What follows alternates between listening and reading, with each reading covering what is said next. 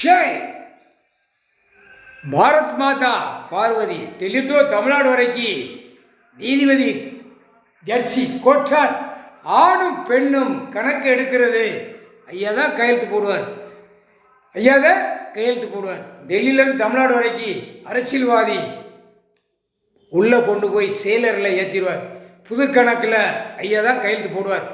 எல்லா நீதிபதி ஜட்ஜி எல்லாமே புது கணக்கில் கையெழுத்து போட்டு இரண்டு பேருமே கையெழுத்து போட்டு கணக்கு பேப்பர் மெமோ பேப்பர் பட்டியல் போட்டு கைலாசத்தில் ஜட்ஜிக்கு பூரா கொடுக்க வேண்டிய நேரம் வரும். முக்கால் சத்தியம் புதுசாக எடுக்கிறதோ ஐயா தான் கையெழுத்து போட்டு எல்லாம் நியமிப்பார்.